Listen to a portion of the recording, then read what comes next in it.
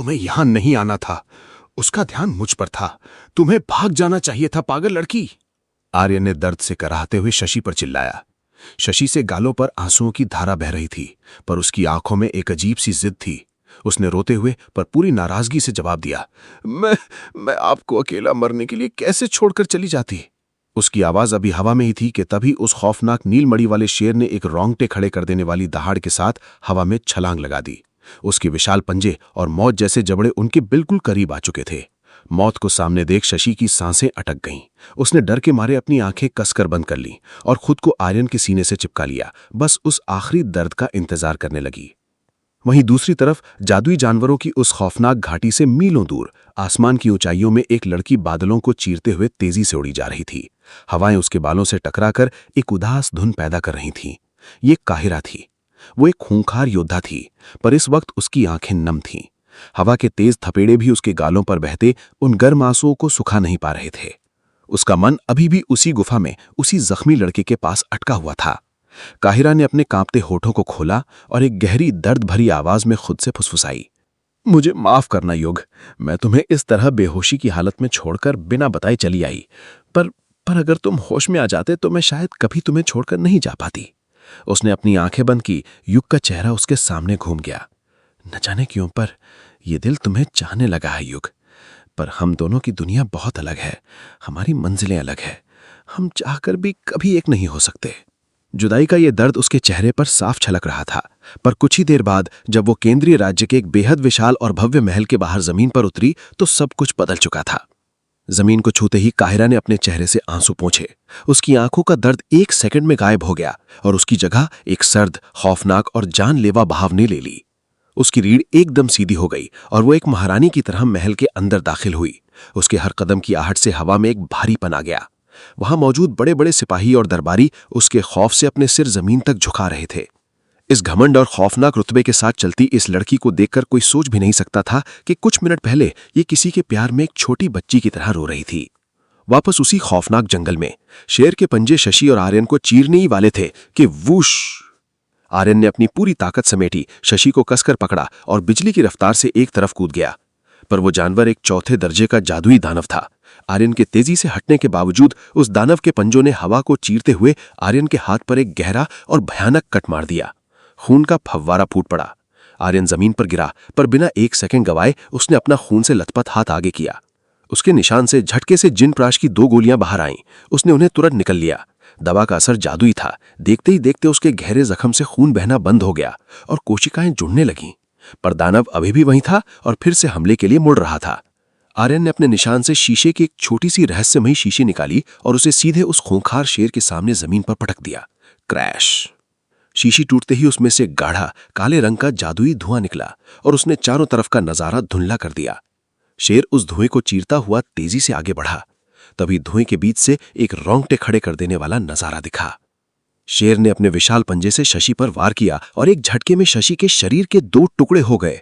आर्यन अभी कुछ समझ पाता इससे पहले ही वो दानव उछला और उसने आर्यन का पूरा सिर अपने खूंखार जबड़ों में भरकर धड़ से अलग कर दिया।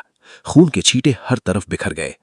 उन दोनों को बेरहमी से मारने के बाद वो दानव संतुष्ट होकर गुर्राता हुआ अपनी गुफा की तरफ लौट गया। पर असलियत कुछ और ही थी। कुछ ही दूरी पर एक सुरक्षित जगह पर आर्यन घुटनों के बल बैठा था। उसके सामने शशि बेहोश पड़ी थी। आर्यन ने घबराहट में शशि के कंधे हिलाए। शशि, शशि, उठो, आंखें खोलो, देखो सब ठीक है, वो चला गया है।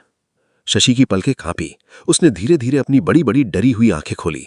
उसने चारों तरफ का जंगल देखा, फिर सामने बैठे आर्यन को देखा। उसकी आवाज में अभी भी मौत का खौफ था।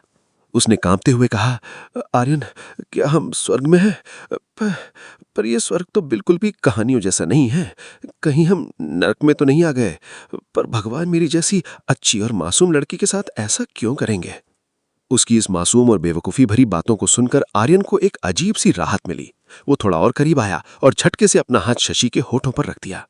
अचानक हुए स्पर्श से शशि एकदम शून्य हो गई। उसकी बड़ी बड़ी आंखें बिना पलक झपकाए बस आर्यन को देखने लगी।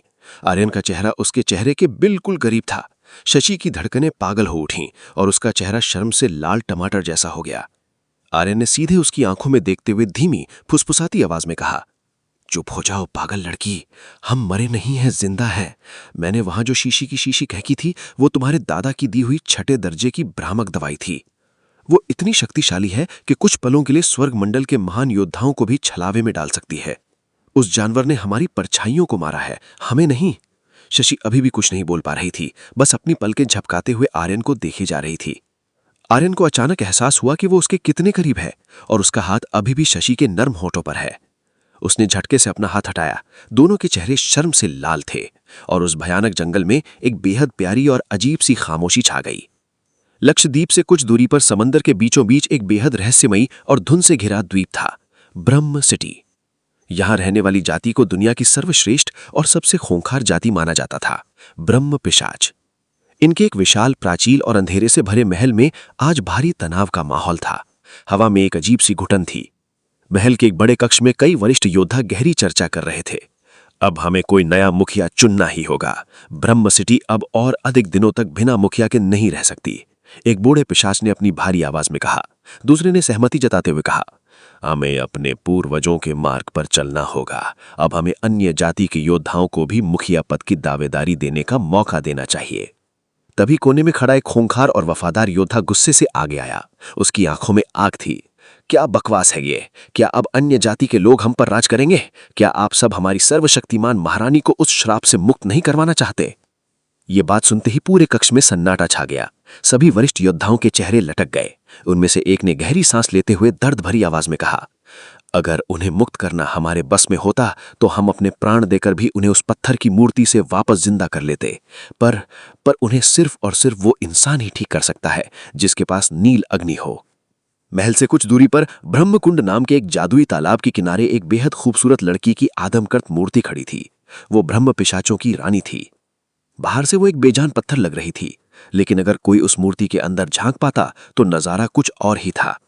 मूर्ति के अंदर एक अनंत अंधेरे से भरी जादुई दुनिया थी। उस अंधेरे के बीचों बीच हवा में एक बेहद खूबसूरत लड़की तैर रही थी। उसके शरीर को एक हल्की जादुई सुनहरी रोशनी ने ढक रखा था। उसकी आंखें शांति से बंद थीं, जैसे वो किसी बेहद गहरी नींद में सो रही हो, इंतजार कर रही हो किसी का। केंद्रीय राज्य के एक बेहद विशाल और शहर में आज जश्न का माहौल था। हवा में एक अजीब सी ऊर्जा थी। बड़े बड़े राजघरानों की योद्धाओं की भीड़ एक विशाल कॉलेजियम में इकट्ठा थी। हर तरफ सिर्फ प्रतियोगिता की बातें हो रही थी। तभी अचानक मैदान का तापमान गिर गया। हवा का दबाव इतना बढ़ गया कि कमजोर लोगों को सांस लेने में तकलीफ होने लगी। एक खौफनाक आभा के साथ एक लड़की वहां दाखिल हुई। उसने एक बेदाग सफेद पोशाक पहनी हुई थी और उसका चेहरा एक जालीदार सफेद पर्दे के पीछे छिपा था। वो काहिरा थी। केंद्रीय सत्ता की एक खौफनाक नुमाइंदा बनकर वो यहां आई थी। उसके बैठते ही पूरे स्टेडियम में सन्नाटा छा गया। सबने सिर झुकाकर उसे सम्मान दिया।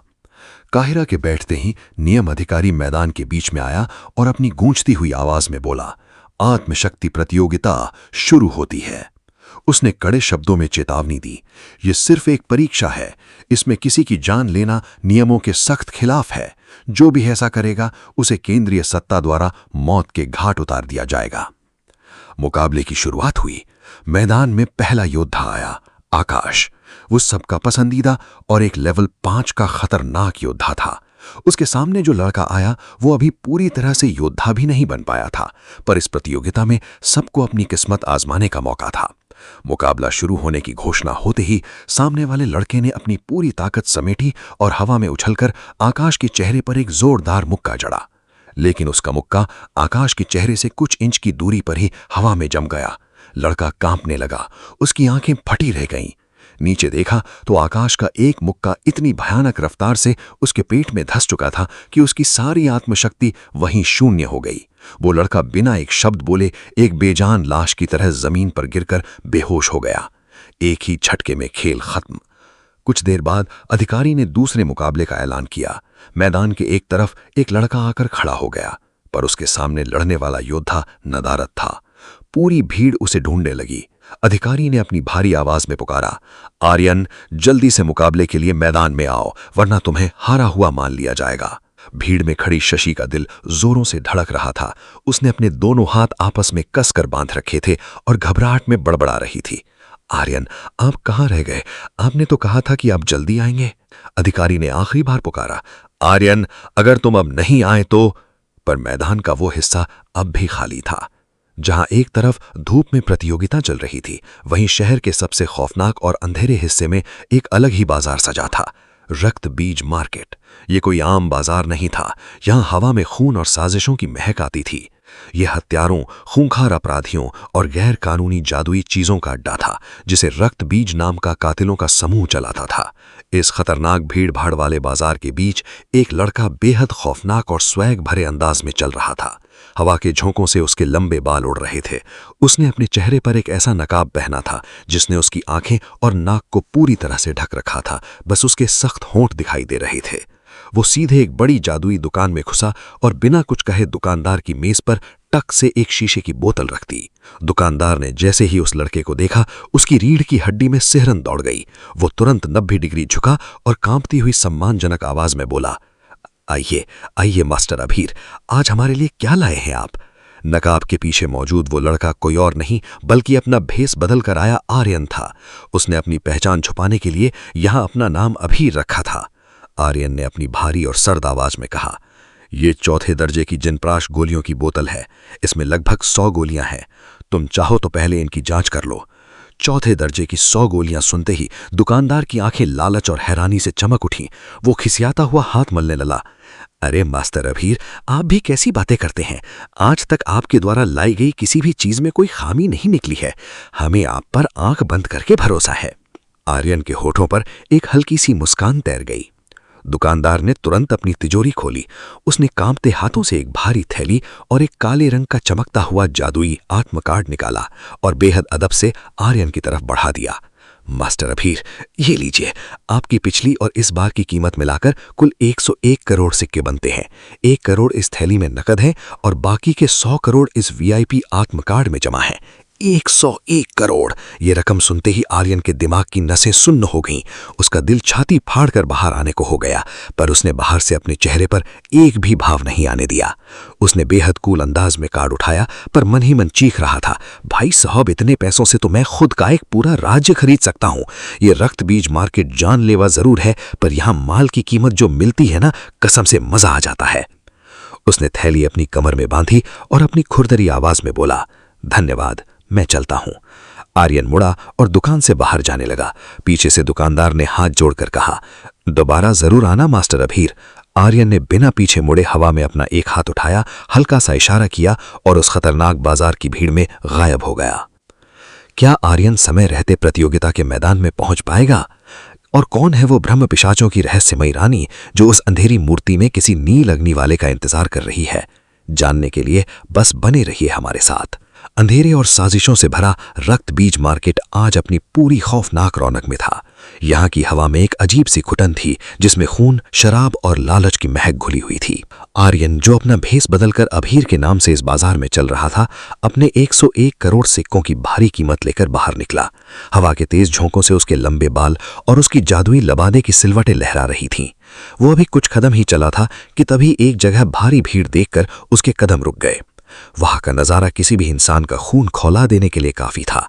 मशालों की पीली रोशनी में दर्जनों लड़कियां लोहे की जंजीरों में बंधी खड़ी थीं। उनके चेहरे पर डर, मायूसी और मौत से भी बदतर जिंदगी का खौफ साफ पढ़ा जा सकता था। उनमें से एक लड़की सबसे अलग थी। उसकी आंखों में आंसू थे, पर उन आंसुओं के पीछे एक जरता हुआ गुस्सा भी था। उसके जिस्म पर नाम मात्र के फटे हुए कपड़े थे जो वहां खड़े हर मर्द की भूखी और हवस भरी नजरों को दावत दे रहे थे। एक भद्दे से दिखने वाला आदमी बीच में खड़ा उनकी बोलियां लगा रहा था। 50,000 सिक्के, भीड़ में से एक ने चिल्लाया। 55,000, दूसरे ने बोली बढ़ाई। तभी भीड़ को चीरते हुए एक भारी मगर घमंडी आवाज गूंजी, 1 लाख सिक्के। ये आवाज सुनते ही पूरे बाजार में सन्नाटा छा गया। सबने पीछे मुड़कर देखा। वो बिरजेश था, केंद्रीय राज्य के एक बेहद ताकतवर और रसूखदार परिवार का इकलौता वारिस। वो सिर्फ अपनी खौफनाक तलवारबाजी के लिए ही नहीं, बल्कि लड़कियों को एक रात के लिए इस्तेमाल करके छोड़ देने की अपनी घटिया हरकतों के लिए भी पूरे राज्य में कुख्यात था। लेकिन उसके शाही ओहदे के कारण किसी की हिम्मत नहीं थी कि वो कोई उसके खिलाफ एक शब्द भी बोल सके। बोलियां अचानक रुक गईं। खौफ और दबाव के चलते किसी की हिम्मत नहीं हुई कि वो बिरजेश से ऊपर बोली लगाए। बेचने वाले ने लालच भरी मुस्कान के साथ कहा, 1 लाख सिक्के, क्या कोई और है जो इससे ज्यादा बोली लगाएगा? बिरजेश ने कुटिल घमंडी मुस्कान के साथ अपने बाल पीछे किए और हवा में हाथ लहराते हुए बोला, बिरजेश लाल के यहां होते हुए किसमें इतनी हिम्मत जो मुझसे बढ़कर बोली लगाए। लेकिन बिरजेश की ये शब्द अभी हवा में ही थे कि तभी एक ठंडी और भारी आवाज में उस पूरे बाजार के सन्नाटे को चीर दिया। 1 करोड़ सिक्के।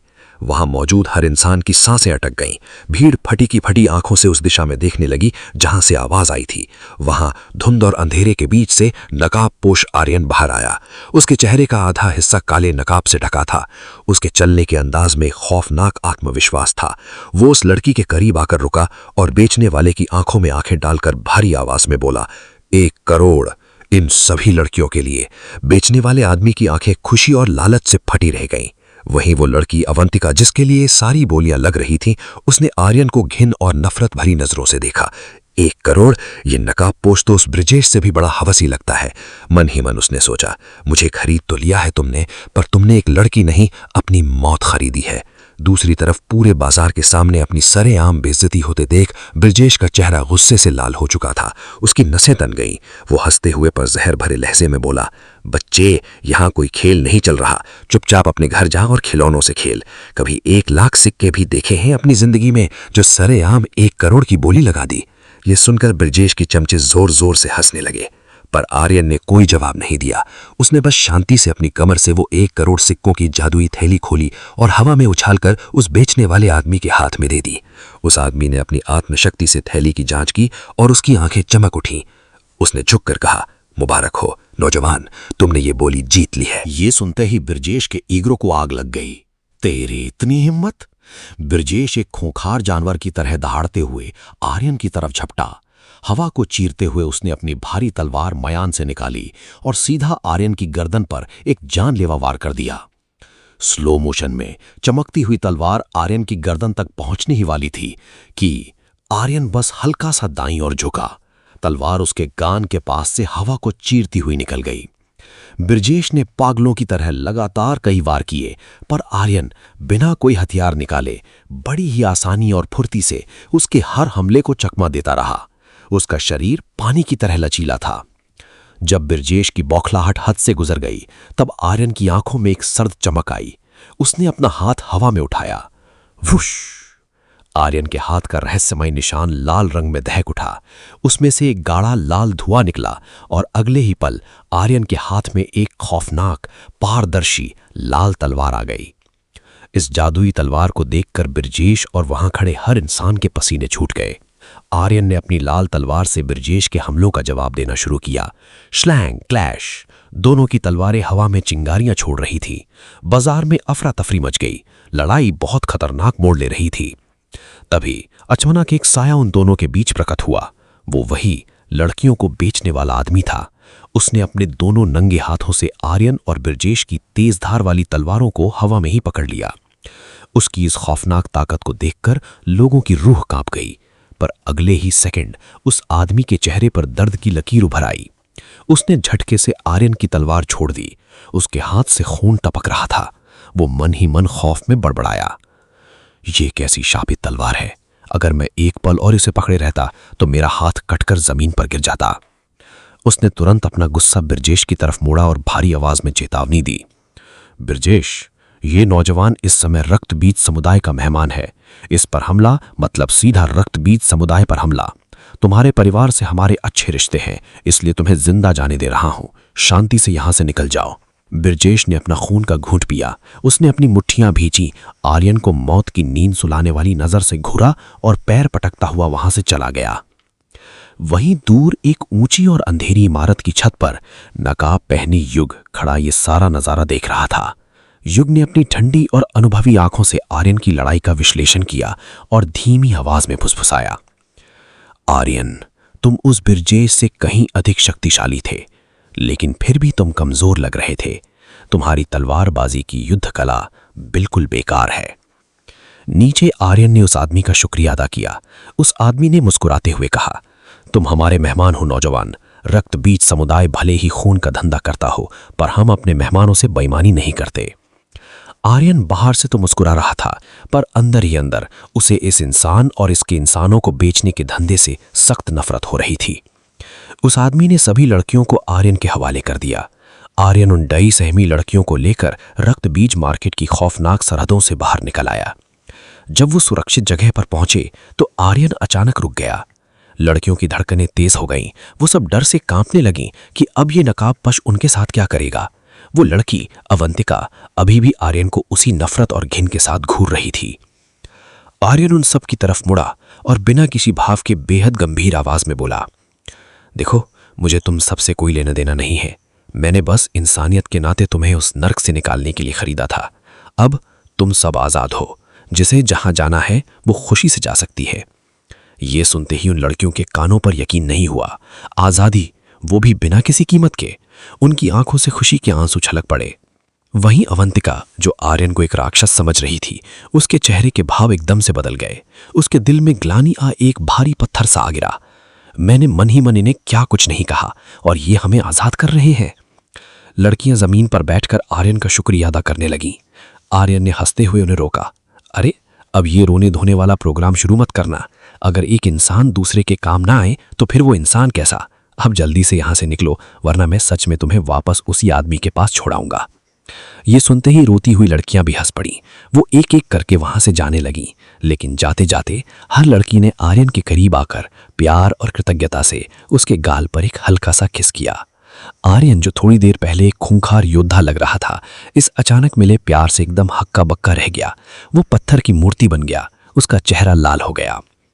जब सब चली गईं तो आर्यन ने देखा कि अवंतिका अभी भी वहीं खड़ी थी। हवा में थोड़ी ठंडक थी और उसके पास ढकने के लिए बेहद कम कपड़े थे। आर्यन ने एक शैतानी मुस्कान से कहा, क्या हुआ, तुम्हें नहीं जाना क्या? या कहीं अभी भी मन ही मन मुझे मारने की प्लानिंग कर रही हो? अवंतिका चौंक गई। उसकी आंखें फटी रह गईं।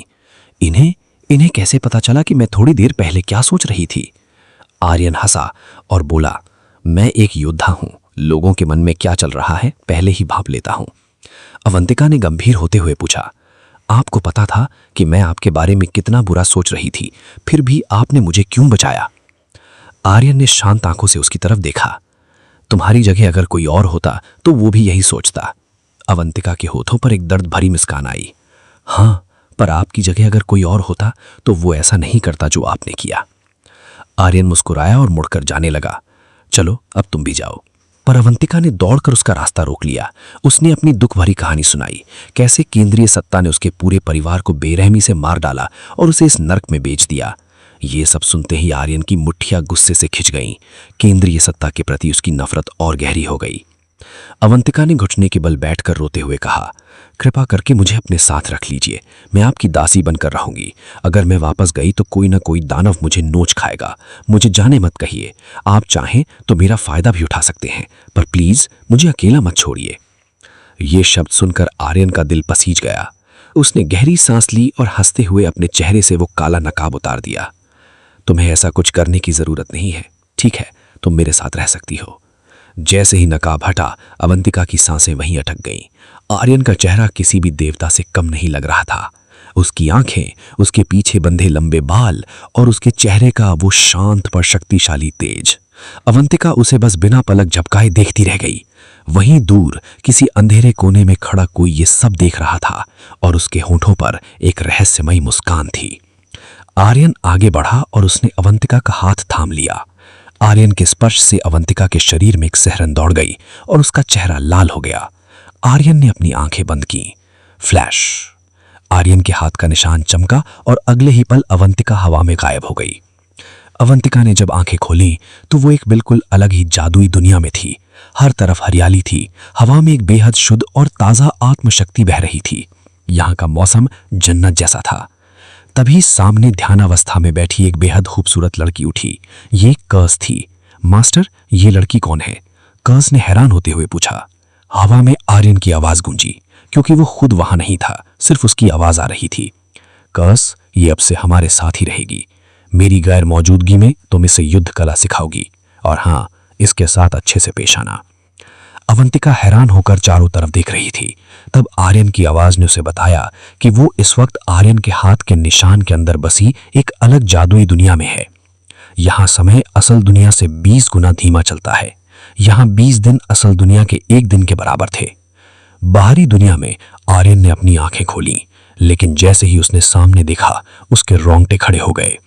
उसके ठीक सामने बिना किसी आहट के युग खड़ा था। आर्यन बुरी तरह डर गया। उसने अपने धड़कते दिल पर हाथ रखा और घबराते हुए बोला, बाप रे मास्टर, आप किसी दिन मुझे ऐसे ही डरा कर मेरी जान ले लोगे। युग ने नकाब के पीछे से मुस्कुराते हुए उसे देखा, पर आर्यन वो मुस्कान नहीं देख पाया। आर्यन ने तुरंत सम्मान से सर झुकाया। माफ करना मास्टर, पर मुझे भी तुरंत केंद्रीय राज्य पहुंचना है। आज मेरी आत्मशक्ति प्रतियोगिता का मुकाबला है। अगर अभी नहीं निकला तो समय से नहीं पहुंच पाऊंगा।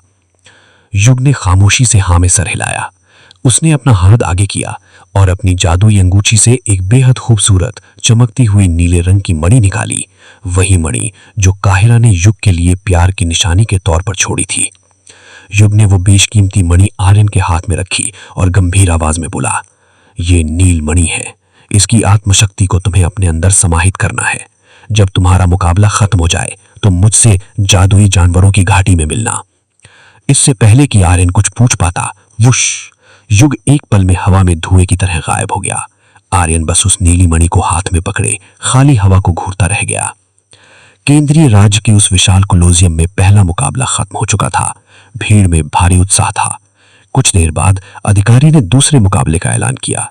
एक लड़का अपनी तलवार के साथ मैदान के बीचों बीच आकर खड़ा हो गया, पर उसके सामने लड़ने वाला योद्धा अब भी गायब था। नेम अधिकारी की आवाज माइक पर गूंजी, आर्यन, जल्दी से मुकाबले के लिए मैदान में आओ, वरना तुम्हें हारा हुआ मान लिया जाएगा। भीड़ में खड़ी शशि की आंखें दरवाजे पर टिकी थी। उसका दिल जोरों से धड़क रहा था। आर्यन, आप कहां हैं? आपने वादा किया था। अधिकारी ने अपना आखिरी ऐलान किया। आर्यन, आखिरी बार बुलाया जा रहा है। अगर तुम 10 सेकंड में नहीं आए तो। पर वो दरवाजा अब भी खाली था। क्या आर्यन समय रहते उस मैदान में पहुंच पाएगा या वो ये मुकाबला हार जाएगा? और युग ने आर्यन को उस खौफनाक जादुई जानवरों की घाटी में क्यों बुलाया है? जानने के लिए बस बने रहिए हमारे साथ। विशाल कोलोजियम में एक भारी सन्नाटा पसरा हुआ था। नियम अधिकारी के हाथ में रखा माइक उसकी गूंजती हुई आवाज को पूरे स्टेडियम में फैला रहा था। आर्यन, तुम्हें आखिरी बार पुकारा जा रहा है। अगर तुम अभी इस मैदान में नहीं आए तो तुम्हें इस मुकाबले से। अधिकारी के मुंह से बाहर शब्द निकलने ही वाला था कि तभी आसमान से हवा को चीरने की एक खौफनाक आवाज आई, जैसे कोई उल्का पिंड जमीन की तरफ गिर रहा हो। बूम! एक भयानक धमाके के साथ कोई मैदान के ठीक बीचों बीच आकर गिरा। जमीन से धूल का एक बड़ा गुबार उठा। वो अरीना जो दुनिया के सबसे मजबूत पत्थरों से बना था, उस झटके से किसी शीशे की तरह चटक गया। पत्थर की जमीन पर मकड़ी के जाली जैसी गहरी दरारें पड़ गईं। पूरे स्टेडियम की सांसें अटक गईं। लाखों लोगों की नजरें उस धूल के छटके का इंतजार कर रही थीं। धूल का पर्दा जैसे ही नीचे गिरा, वहां एक युवक खड़ा था। उसका सिर झुका हुआ था और चेहरे पर एक रहस्यमयी नकाब था। हवा के तेज झोंकों से उसके कपड़े लहरा रहे थे। भीड़ में खड़ी अनाया का दिल जोरों से धड़क उठा। उसकी आंखों में एक अजीब सी चमक आ गई। उसने कांपती हुई पर खुशी से भरी आवाज में खुद से कहा, क्या ये आप हैं आर्यन? मैदान के बीच खड़े उस युवक ने अपना हाथ उठाया और धीरे से अपने चेहरे का नकाब खींचकर फेंक दिया। नकाब हटते ही आर्यन का बेहद शांत, सुंदर और तेज से भरा चेहरा सबके सामने आ गया। उसे देखते ही स्टेडियम में एक हलचल मच गई। जो लोग आर्यन को जानते थे, उनकी आंखें फटी रह गईं। मैदान के सबसे ऊंचे और शाही सिंहासन पर बैठी काहिरा की आंखें अचानक सिकुड़ गईं। वो अपनी कुर्सी पर थोड़ा आगे की तरफ झुकी। उसकी गहरी नजरें आर्यन के चेहरे पर जम गईं। ये चेहरा, ये इतना जाना पहचाना क्यों लग रहा है? इसे मैंने पहले कहां देखा है? काहिरा का दिमाग तेजी से दौड़ने लगा। वहीं वीआईपी स्टैंड में बैठा बिरजेश लाल, केंद्रीय सत्ता का सेनापति, और वही घमंडी शख्स जिसे आर्यन ने रक्त बीज मार्केट में धूल चटाई थी, आर्यन को देखते ही गुस्से से उबल पड़ा।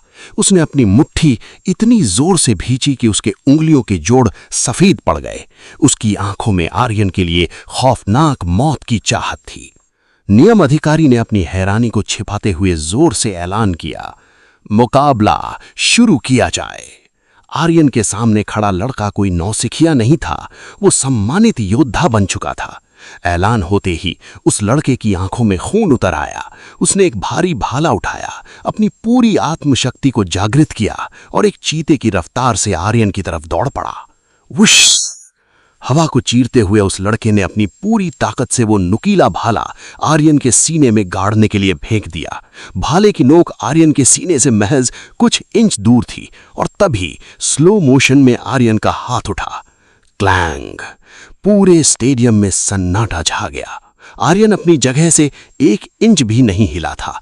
उसने उस जानलेवा भाले की नोक को महज अपनी 2 उंगलियों के बीच बड़ी आसानी से पकड़ लिया था। दर्शक दीर्घा में बैठे लोग अपनी जगह से खड़े हो गए। आन्या की भी आंखें खुशी और हैरानी से बड़ी हो गईं। उसे आर्यन पर भरोसा था, पर उसने कभी सपने में भी नहीं सोचा था कि आर्यन इतनी जल्दी इतना खौफनाक हद तक शक्तिशाली हो जाएगा। आर्यन ने अपनी आंखों में एक ठंडी शांति लिए अपनी उन्हीं 2 उंगलियों से उस भाले को एक जोरदार झटका दिया, जिससे वो भारी भरकम योद्धा कई कदम पीछे खिसकता चला गया।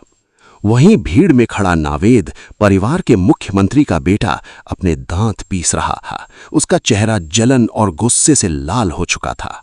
अपने अपमान से बौखलाया वो लड़का अब किसी पागल जानवर की तरह लग रहा था। उसके हाथों के चारों तरफ हरे रंग की आत्मशक्ति की आग जलने लगी। उसने एक खौफनाक चीख मारी और अपनी ताकत को चरम सीमा पर ले जाते हुए आसमान में एक ऊंची छलांग लगाई ताकि वो आसमान से आर्यन को चीर सके।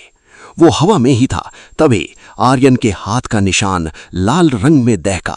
पलक झपकते ही उसके हाथ में उसकी शापित लाल पारदर्शी तलवार प्रकट हो गई।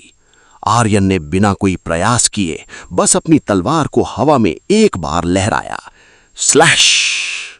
हवा सचमुच बीच से कट गई। तलवार से एक लाल रंग की ऊर्जा की भयानक तरंग निकली और सीधे हवा में मौजूद उस योद्धा के सीने पर जा लगी। बूम!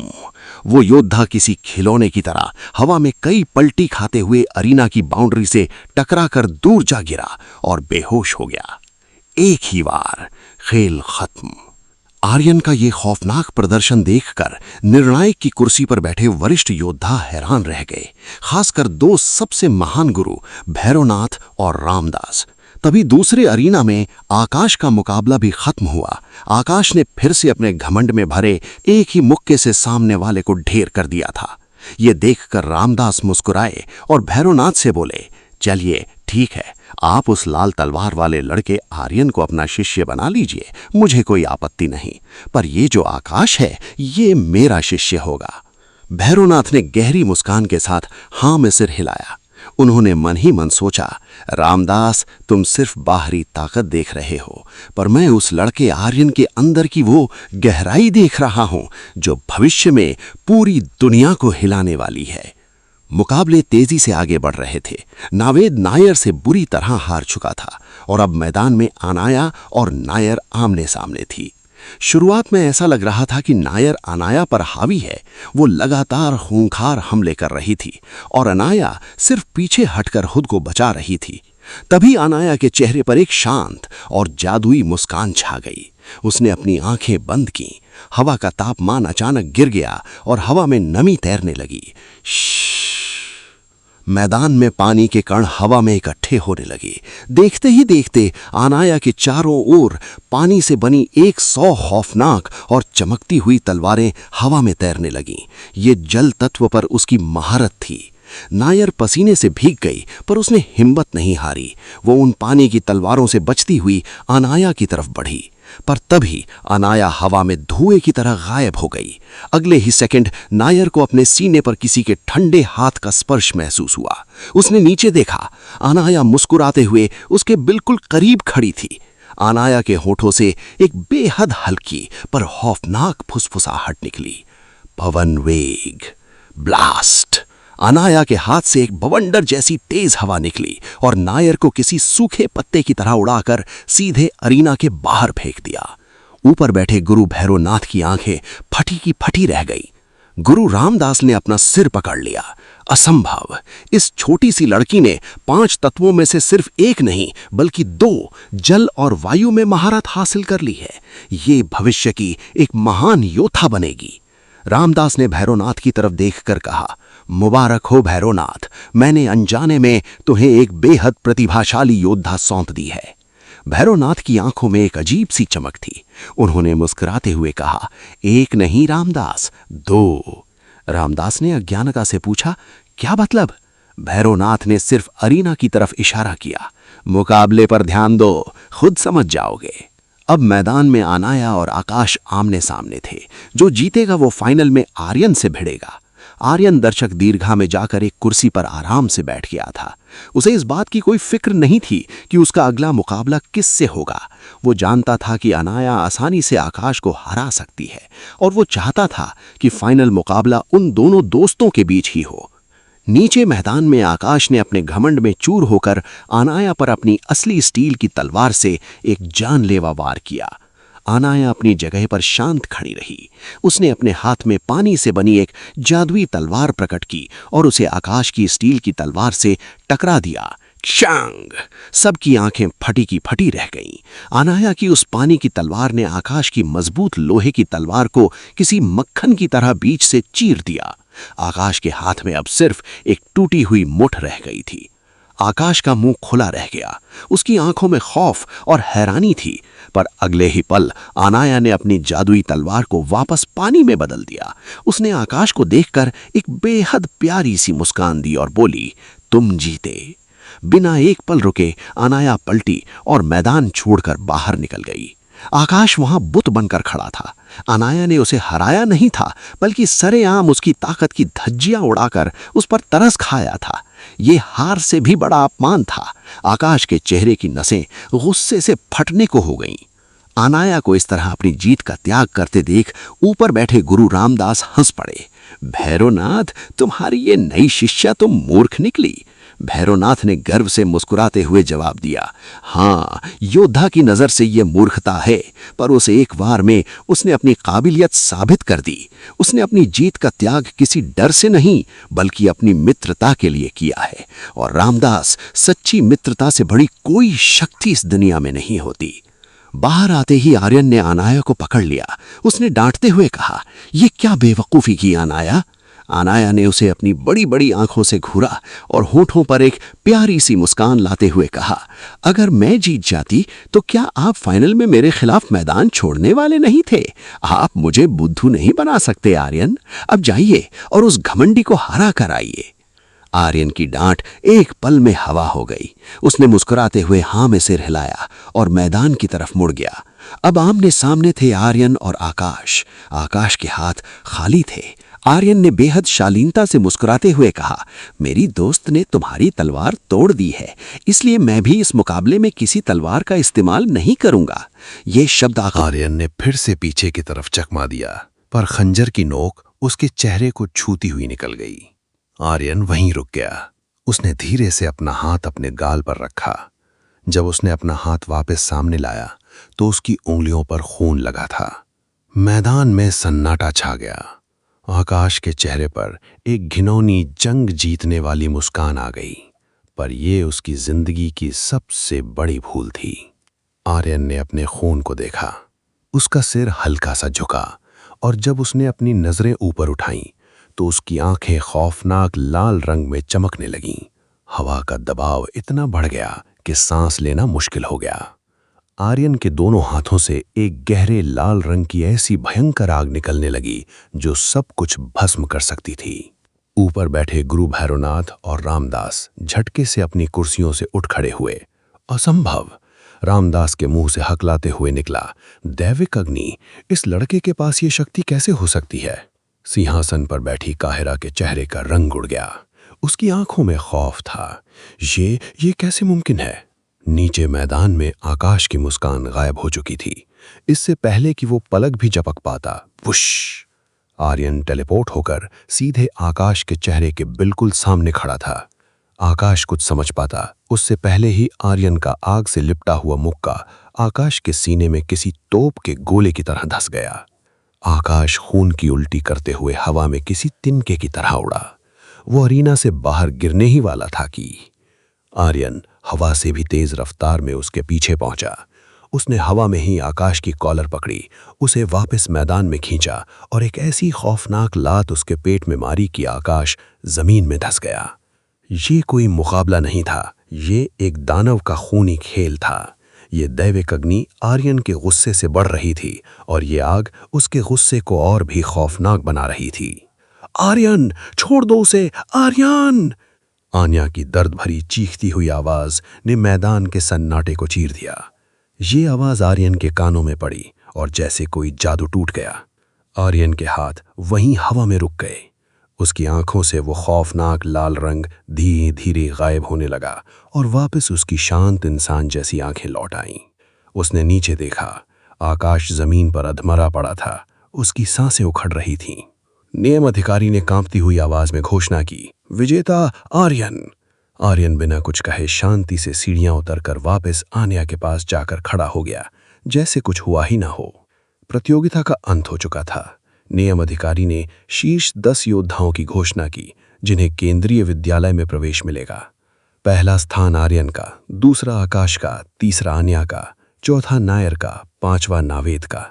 गुरु भैरवनाथ ने गर्व से आर्यन और आन्या को अपना शिष्य स्वीकार कर लिया। वहीं रामदास ने आकाश, नायर और नावेद को चुना। माहौल शांत हो चुका था। सब अपने अपने दोस्तों और परिवारों के साथ जश्न मना रहे थे। आर्यन भी आन्या के पास खड़ा हल्की मुस्कान के साथ बातें कर रहा था। तभी अचानक हवा एकदम से रुक गई। आर्यन के चेहरे से मुस्कान गायब हो गई। उसकी रीढ़ की हड्डी में एक ठंडी सिहरन दौड़ गई। उसके शरीर के रोंगटे खड़े हो गए। उसे एक ऐसी खौफनाक और जानलेवा आभा महसूस हुई, जैसे मौत खुद चलकर उसकी तरफ आ रही हो। उसने झटके से पलटकर देखा। उसके ठीक सामने, महज कुछ कदमों की दूरी पर, काहिरा खड़ी थी। काहिरा के वहां कदम रखते ही हवा का दबाव इतना भयानक हो गया कि सांस लेना नामुमकिन सा लगने लगा। एक अदृश्य, घुटन भरे पहाड़ जैसा बोझ आर्यन के कंधों पर आ गिरा। आर्यन ने पूरी ताकत लगाई, पर उसके पैर कांपने लगे और अगले ही सेकंड उसके घुटने अपने आप मुड़ गए। ठक! आर्यन बेबसी से जमीन पर घुटनों के बल गिर पड़ा। उसके ठीक बगल में आन्या की भी यही हालत थी। वो भी हाँफते हुए घुटनों पर आ चुकी थी। काहिरा की उस खौफनाक आभा का असर सिर्फ उन दोनों पर नहीं था, बल्कि आसपास खड़े बड़े बड़े योद्धाओं के चेहरों का रंग उड़ चुका था। काहिरा ने अपनी सर्द नीली आंखों से आर्यन को देखा। उसे अपनी आभा का एहसास हुआ। उसने अपनी आंखें हल्की सी सिकोड़ी और अपनी उस घुटन भरी ताकत को वापस अपने अंदर खींच लिया। हवा में वापस ऑक्सीजन लौट आई। उठो! काहिरा की आवाज में एक महारानी जैसी कनक और आदेश था। आर्यन और आन्या कांपते पैरों से खड़े हुए और बिना नजरें मिलाए गहरे सम्मान के साथ झुककर उसका अभिवादन किया। वो जानते थे कि ये कोई आम लड़की नहीं, बल्कि केंद्रीय सत्ता की महारानी की सबसे करीबी और सबसे खूंखार योद्धा काहिरा है। दूर खड़े गुरु भैरवनाथ के माथे पर पसीने की बूंदें चमकने लगी। उनका दिल जोरों से धड़क रहा था। हे भगवान, कहीं इस लड़के ने अनजाने में काहिरा को नाराज तो नहीं कर दिया। उन्हें डर था कि काहिरा का एक इशारा आर्यन को पल भर में राख कर सकता है। काहिरा ने एक कदम आगे बढ़ाया। वो आर्यन के चेहरे को बेहद करीब से बड़ी गहराई से घूर रही थी। उसकी आंखों में एक अजीब सी कश्मकश थी। कौन हो तुम और तुम्हारा नाम क्या है? काहिरा की आवाज ठंडी थी, पर उसमें एक बेचैनी छुपी थी। आर्यन की धड़कनें उसके कानों में गूंज रही थीं। उसने अपना सूखा हुआ गला साफ किया और घबराते हुए कहा, मेरा नाम आर्यन है। काहिरा की आंखें और सिकुड़ गईं। वो उसकी आंखों में कुछ ढूंढ रही थी। आर्यन, क्या तुम कभी मुझसे पहले मिले हो? आर्यन ने झटके से अपना सिर ना में हिलाया। नहीं, मैं आपसे पहली बार मिल रहा हूं। मैं तो अपनी जिंदगी में कभी केंद्रीय राज्य भी नहीं आया। मेरी आपसे कभी कोई मुलाकात नहीं हुई। काहिरा ने कुछ देर तक खामोशी से उसे देखा। उसके दिमाग में युग का चेहरा और आर्यन का चेहरा आपस में टकरा रहे थे, पर उसने अपनी भावनाओं को बाहर नहीं आने दिया। उसी क्षण बिना कोई शब्द कहे वुश, काहिरा हवा में एक धुएं की तरह गायब हो गई। उसके जाते ही आर्यन, आन्या और दूर खड़े भैरवनाथ ने एक साथ लंबी और गहरी चैन की सांस ली। कुछ ही देर में आसमान की ऊंचाइयों में बादलों के बीच से उड़ती हुई काहिरा महल की ओर जा रही थी। हवाएं उसके बालों से टकरा रही थीं, पर उसका पूरा ध्यान अभी भी उसी लड़के पर था। वो युवक है कौन, और उसकी शक्ल, उसकी आंखें मुझे इतनी जानी पहचानी क्यों लग रही थीं? नीचे मैदान में गुरु भैरवनाथ तेज कदमों से आर्यन और आन्या के पास पहुंचे। उनके चेहरे पर अब एक गर्व भरी मुस्कान थी। उन्होंने अपने दोनों हाथ बढ़ाकर कहा, आज से तुम दोनों मेरे शिष्य हो। ये सुनते ही आर्यन और आन्या की आंखों में चमक आ गई। उन्होंने तुरंत घुटनों पर बैठकर अपने गुरु का अभिवादन किया। दुनिया जानती थी कि भैरवनाथ सिर्फ एक गुरु नहीं बल्कि वो महान योद्धा थे जिन्होंने कई बार इस दुनिया को अनजान खौफनाक ताकतों से बचाया था। उनका शिष्य बनने का मतलब था भविष्य का एक महान योद्धा बनना। प्रतियोगिता के इनाम बांटे गए। आर्यन को एक चमकती हुई जादुई तिजोरी दी गई जिसमें बेहद दुर्लभ औषधियां, कीमती जादुई पत्थर और कुछ प्राचीन युद्ध कला के दस्तावेज थे। बाकी योद्धाओं को भी उनके इनाम मिले। समारोह खत्म होते ही आर्यन ने अपना सामान बांधा। उसे युग से किया वादा याद था। आन्या की आंखें नम थीं, उसका चेहरा उतरा हुआ था। क्या तुम्हें अभी जाना जरूरी है? तुम हर बार मुझे ऐसे ही छोड़कर चले जाते हो और इस बार तो ये भी नहीं बता रहे कि वापस कब आओगे। आर्यन ने एक हल्की मुस्कान के साथ उसके सिर पर हाथ रखा, उसे अलविदा कहा और मुड़कर तेज कदमों से निकल पड़ा। वो चाहता तो अपनी कर्स की शक्ति इस्तेमाल करके हवा में उड़ते हुए जल्दी जा सकता था, पर वो अपनी ऊर्जा को बचाकर रखना चाहता था। जादुई जानवरों की घाटी मौत का दूसरा नाम थी। वहां कब कौन सा खौफनाक दानव रास्ता रोक ले कोई नहीं जानता था। वो जंगलों को चीरता हुआ ऊंचे पहाड़ों और चट्टानों को पार करता हुआ उस खौफनाक घाटी की तरफ दौड़ने लगा।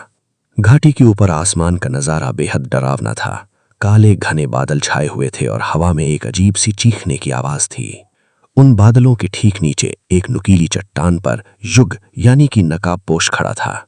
उसकी आंखें बंद थीं, पर उसकी आत्मदृष्टि से उसने पूरा मुकाबला देखा था। युग के होठों पर एक गर्व भरी मुस्कान आई। बहुत अच्छे आर्यन, पर तुमने इस छोटे से मुकाबले के लिए अपनी बहुत अधिक शक्तियां बर्बाद कर दी। जब युग ने अपनी दृष्टि में काहिरा को आर्यन के पास खड़े देखा था तो एक पल के लिए युग की भी धड़कनें रुक गई थीं। पर जब काहिरा बिना पहचाने वहां से चली गई तो युग ने एक गहरी सांस ली। नीचे आर्यन फाइनली जादुई जानवरों की घाटी में प्रवेश कर चुका था। हर तरफ घना कोहरा था। वो युग को ढूंढ रहा था, पर वहां सिर्फ खामोशी थी। तभी आर्यन के कानों में हवा के कटने की बेहद बारीक आवाज आई। उसकी सिक्स्थ सेंस जागृत हुई। कोई पीछे से बेहद खौफनाक रफ्तार से उसकी ओर आ रहा था। आर्यन ने बिना मुड़े तेजी से अपनी तलवार को हवा में बुलाया। जैसे ही वो पीछे घूमा, क्षैंग, लोहे के टकराने की कान फाड़ देने वाली आवाज से घाटी गूंज उठी। युग की तलवार सीधे आर्यन की गर्दन की तरफ आ रही थी। आर्यन ने किसी तरह अपनी तलवार बीच में अड़ाकर उस जानलेवा वार को रोक तो लिया, पर युग के वार का दबाव इतना भयानक था कि आर्यन किसी तोप के गोले की तरह पीछे की तरफ उड़ा और कई मीटर दूर जमीन पर रगड़ता हुआ जा गिरा। आर्यन दर्द से कराहते हुए उठा। युग ने अपनी तलवार नीचे की और बेहद गंभीर गुरु वाले लहजे में कहा, तलवार सिर्फ काटने के लिए नहीं होती आर्यन। इसे चलाते वक्त तुम्हारी ताकत और तुम्हारा इरादा तुम्हारी तलवार के जरिए सामने वाले की रूह को महसूस होना चाहिए। तुम तलवार को सिर्फ एक लोहे के टुकड़े, एक हथियार की तरह इस्तेमाल कर रहे हो। जिस दिन तुम इस तलवार को अपने शरीर का एक हिस्सा मानकर वार करोगे, उस दिन परिणाम कुछ और ही होंगे। युग आगे बढ़ा और उसने अपना हाथ देकर आर्यन को जमीन से उठाया। उठते ही आर्यन ने सम्मान से झुककर युग का अभिवादन किया। आर्यन की नजर युग की तलवार पर गई। ये वो पुरानी पत्थर वाली तलवार नहीं थी। ये खौफनाक, बर्फ की तरह चमकती हुई एक बेहद रहस्यमयी तलवार थी। उसमें से एक अजीब सी ठंडी ऊर्जा निकल रही थी। युग ने वो बर्फीली तलवार आगे बढ़ाते हुए कहा, ये एक बेहद रहस्यमयी और प्राचीन तलवार है। इसकी पूरी शक्ति को सहने और इस्तेमाल करने के लिए तुम्हें खुद उस काबिल होना पड़ेगा। आज तक दुनिया में कोई भी इसकी पूरी ताकत का इस्तेमाल नहीं कर सका है। युग ने गहरी सांस ली और सख्ती से कहा, आज से तुम अपने आम मुकाबलों और अभ्यास के लिए इसी तलवार को उपयोग करोगे। जब तक जान पर ना बनाए, कर्स की उस लाल तलवार और अपनी उस दैविक अग्नि का इस्तेमाल बिल्कुल नहीं करोगे। युग की आवाज में अब एक चेतावनी थी। तुमने आज हरीना में अपना नियंत्रण खो दिया। अपनी नील आत्मा अग्नि को तुमने दैविक अग्नि बनाकर पूरी दुनिया को दिखा दिया। तुम्हें अंदाजा भी है ये कितना खतरनाक है। यह अग्नि इस पूरी दुनिया में सिर्फ महारानी के पास थी और अब तुम्हारे पास है। अगर यह बात केंद्रीय सत्ता में फैल गई तो तुम्हारी जान के पीछे पूरी दुनिया पड़ जाएगी। इसे छुपा कर रखो, वरना तुम्हारी शक्ति ही तुम्हारी मौत का कारण बनेगी। आर्यन ने गंभीरता से सारी बातें समझी और हाँ में सिर हिलाया। जैसे ही उसने युग के हाथ से उस बर्फीली तलवार को पकड़ा, धड़ाम, आर्यन के हाथ सीधे जमीन की तरफ खिंच गए। वो तलवार उसके हाथ से छूटकर जमीन पर गिर पड़ी। अरीना की जमीन धंस गई। आर्यन की आंखें फटी की फटी रह गईं। ये तलवार, ये तो कई टन भारी है। इसे उठाना तो दूर, इसे लेकर हिलना भी नामुमकिन है। आर्यन ने दांत पीसे, अपनी पूरी ताकत लगाई, नसें फूल गईं और बड़ी मुश्किल से उसने तलवार को जमीन से ऊपर उठाया। उसका शरीर उस वजन से कांप रहा था। आर्यन ने युग की तरफ देखा और दर्द से कांपती आवाज में मजाकिया लहजे में बोला, मास्टर, मुझे इस तलवार का एकदम सही इस्तेमाल पता चल गया है। हम लड़ते वक्त ये तलवार बस दुश्मन के हाथ में पकड़ा देंगे, वो हिल ही नहीं पाएगा और हम उसे आसानी से हराकर मैच जीत जाएंगे। युग ने कोई जवाब नहीं दिया। उसने बस आर्यन को एक खौफनाक सर्द डेथ ग्लेयर दी। उस घूरती नजर को देखते ही आर्यन के पसीने छूट गए और उसने चुपचाप उसी भारी तलवार को हवा में घुमाने का अभ्यास शुरू कर दिया। दिन ढल गया, घाटी में घुप अंधेरा छा गया, पर आर्यन अभी भी हाँफते हुए उसी तलवार से वार करने की प्रैक्टिस कर रहा था। उसके हाथ सुन्न हो चुके थे। तभी युग ने उसे एक बेहद ऊंचे और तेज बहते झरने के पास ले जाकर खड़ा कर दिया। अब नदी के बीच में जाकर एक पैर पर खड़े हो जाओ और इस तलवार को अपने दोनों हाथों से सीधा सामने की ओर तान कर रखो। आर्यन ठंडे बर्फीले पानी के बीच एक पैर पर खड़ा हो गया। उसके दोनों हाथों पर वो टनों भारी तलवार थे और ऊपर से झरने का तेज भारी पानी उसके कंधों पर हथौड़े की तरह गिर रहा था। रात से सुबह हो गई, सूरज की किरणें घाटी में आ गईं। आर्यन की मांसपेशियां चीख रही थी, पर वो अपनी जगह से 1 इंच भी नहीं हिला था। युग उसे शारीरिक और मानसिक रूप से दोनों ही तरह से लोहे की तरह ढाल रहा था। रात का गहरा पहर आ चुका था। जंगल में सन्नाटा था। आर्यन जमीन पर तपस्या की मुद्रा में बैठा था। उसके हाथ के बीच वही रहस्यमयी नील मणि थी जो युग ने उसे दी थी। युग उसके ठीक सामने खड़ा था।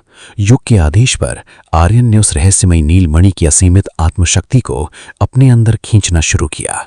धीरे धीरे आर्यन की त्वचा का रंग बदलने लगा। वो पूरा नीला पड़ने लगा। उसके शरीर के चारों तरफ एक शक्तिशाली नीले रंग की ऊर्जा का चक्र घूमने लगा। गुफा उस नीली रोशनी से जगमगा उठी। सब कुछ ठीक चल रहा था कि अचानक आर्यन के चेहरे पर एक भयानक दर्द की लकीर उभर आई। उसके शरीर के अंदर सोई हुई उसकी शापित लाल ऊर्जा जाग उठी थी। लाल और नीली ऊर्जाओं के बीच उसके ही शरीर के अंदर एक खूनी युद्ध शुरू हो गया। कुछ ही दूरी पर खड़ा युग पहली बार अपनी जगह से हिला। उसकी आंखों में खौफ और गहरी चिंता साफ दिख रही थी।